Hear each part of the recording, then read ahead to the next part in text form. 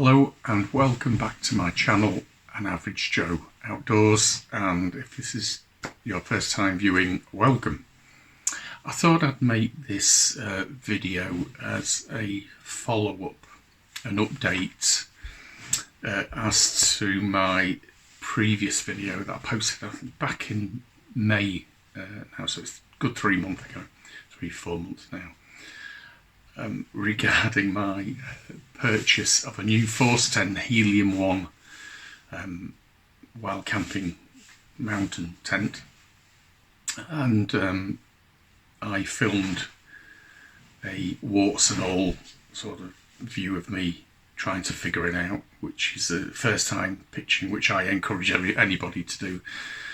First time and refresher pitching before you start wild camping for the next season.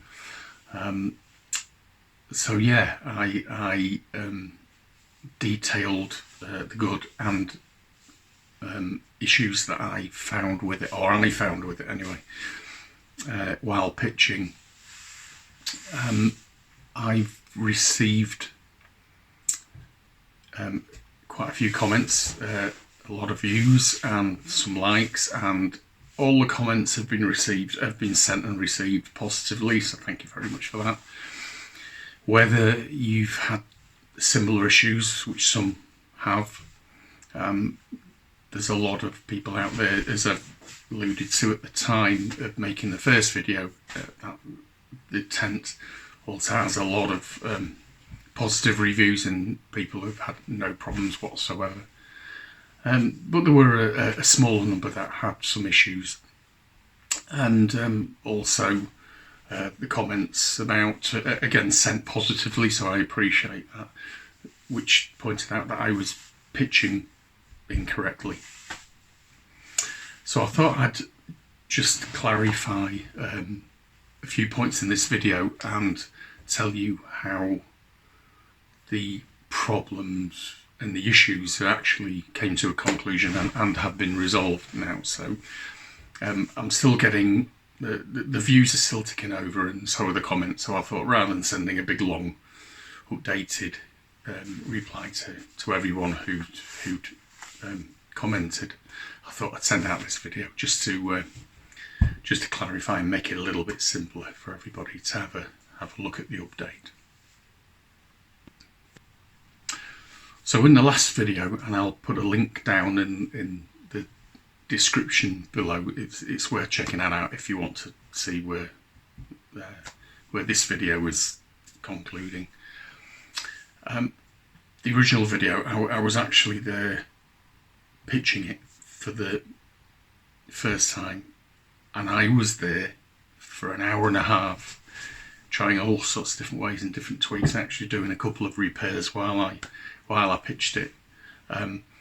And of course I didn't film all of that. I mean, you have to suffer my long videos anyway, but suffering me struggling for 1.5 hours, I think you'd lose the will to live. So I think many of you didn't actually see the other ways I was trying to pitch it as well.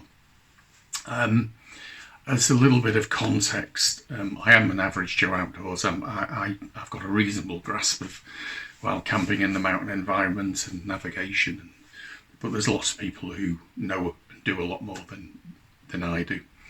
With regards to tents, and this particular one, I'm not, as I mentioned before, I'm not beating up the AMG group who own Van Gogh and 410 and others.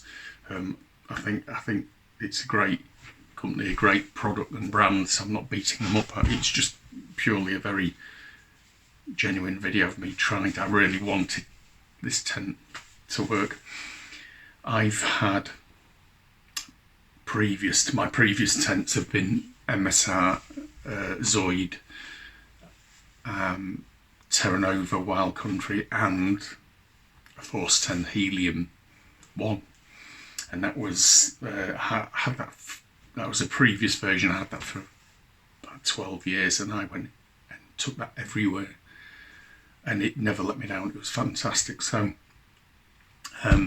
I actually used it on my mountain leader training when other people were using geodesic tents. I had this little thing, and a lot smaller than they are now. it was like a posh bivvy. I wore it like an ill-fitting suit. So I am aware of the style of the tent. That's the sort of tent I go for. I like the lightweight, the single main pole with the one or two smaller poles at either end.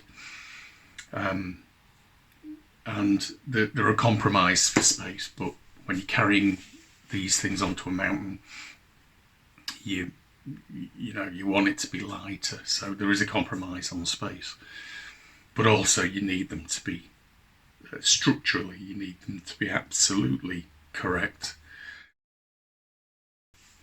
So as you would have seen in the previous video, I had real trouble with one side in particular. In fact, I think it was both sides, where the pole, I haven't got the tent anymore, which will give you some idea about the resolution, but the pole went into the sleeve, and I didn't think that it went far enough up the sleeve, and it was just folded over, and when I pulled the end of the fly sheet over, it wasn't located in the junction of the stitching where the reinforcement pad off. So this end pole with the tent going over the top, it wasn't sat right, and I was really worried that in a harsh environment the structural integrity wasn't there. If that wind hits and it's buffeting, even in a tough tent, if that's poking through the end of the fly sheet and not on the reinforcement pad, it's going to rip it within hours, if not minutes. And that potentially is a real safety issue for me, is a deal breaker, because you're relying on that structural integrity, as I've said. As I've mentioned, I'm familiar with this design, so I am aware that the sleeves can be hard to locate, and the poles can be quite snug, but I felt that this particular tent, it wasn't quite right.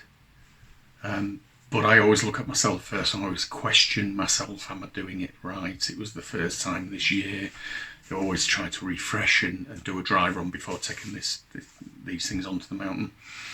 And I put it out to the room, am I doing something wrong in the video? And on the original video, my question was, is this me or is this quality control? And that was a genuine question at the time. I was trying to fathom all of this out. But in the meantime, after this video, I received your comments, gratefully received. And I had some dealings with the retailer. And what I also did was send excerpts of the video and photographs as well as my evidence. I didn't claim I was a YouTuber or which I, famous YouTuber, which I certainly am not. So I didn't put that on the retailer. I just sent excerpts, little clips of the video. They don't know about the channel or anything like that. Like I say, I'm not beating up on the brand or the retailer, especially the retailer. But I sent them this evidence, and what I'm going to do is I'm going to put some pictures up as I go along, because I think this is what I think was wrong with the tent, and I do believe this particular tent slipped through the net. I think it was faulty, and this issue drove me crazy. I was banging my head against the brick wall, and I couldn't see for looking. But then it dawned on me what I think the issue was, and the retailer agreed, is if you look at the photos closely, hopefully they're on screen now, is that the stitching around the very ends of the sleeve, right at the top, the stitching is correct at the top and at the sides, and further down there's the hole into the sleeve, but also towards the reinforcement patch at the end of it, where the rest of the stitching is, they've stitched across just at the very end of that sleeve, where the pole cannot go any further. that extra 2 centimetres, that would sit the end of the pole in the middle of the reinforcement patch, and at the other end it would go in more easily into the brass eyelet at the other end. That's it. A very tiny, small, but potentially significant issue. That's it. Who knew 2 centimetres would make such a difference, eh? With regards to these tents, these wild camping tents where you actually are going away from the car and any shelter whatsoever, in my opinion, the most critical and most important safety equipment of anything that you can take on the mountain, because of the nature of the environment and how unpredictable the environment is. If all else fails, I mean, it's a close second with your waterproof clothing and over trousers and the things, and a warm layer to keep you warm and relatively dry. But if all else fails and the object is to be static on the mountain overnight, so where you're not moving and you're not creating your own warmth, is that you have shelter. And if you run out of food for that night, or you're getting cold, or your jacket's not working, but if you can get shelter in a tent or a bivvy or an emergency shelter, that is the most important thing. You don't want to be exposed if the bad weather hits on a mountain, else you will be in trouble. So, and due to the inherent design of these tents, where you've got one single pole and 2 end poles, it's not a geodesic tent with several poles crossing each other, and you've got a structure there, very solid structure. The integrity of the fly sheet and the tent over these little end poles especially has to be absolutely spot on. These have got to locate absolutely spot on, because you're ratcheting nearly all of the structural integrity on your guy lines. It's all about the guy lines on these much lighter tents. After this picture of the Force 10 Helium, or the failed pitch, I looked at the video back and took some photos when I got home, got the tent out, took some photos, and I actually contacted the retailer on the day, and I've got to say from the outset, and I'll make a point of this, is that the retailer was brilliant to deal with from the outset. They took on board what I was saying and the issues. They didn't dismiss what I was saying either. So there's some really positive interactions, and they wanted evidence. So, any videos or photographs. So I supplied them with the photographs that I've shown you here. The 2 comments that I took away from that, which were quite notable, was from what they said when seeing the evidence that I'd sent them, was that the first comment was, there's something not right with this tent. And the second one, I think after they inspected it, was the tent's not fit for purpose.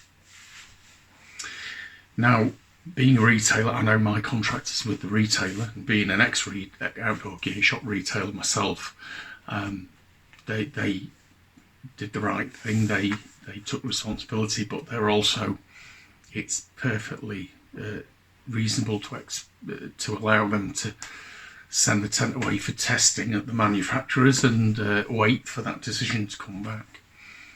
But that could have taken weeks, and I needed to go on a planned outing, expedition if you like, for a couple of days in a week or so's time after the video.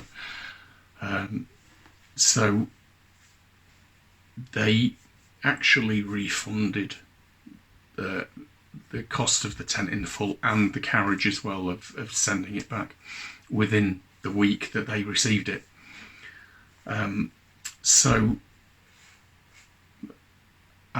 I presume that's the end of the matter. So for me, there was something not right with that particular tent, that particular item. But I do know there's most people have a great experience with the 4-cent Helium.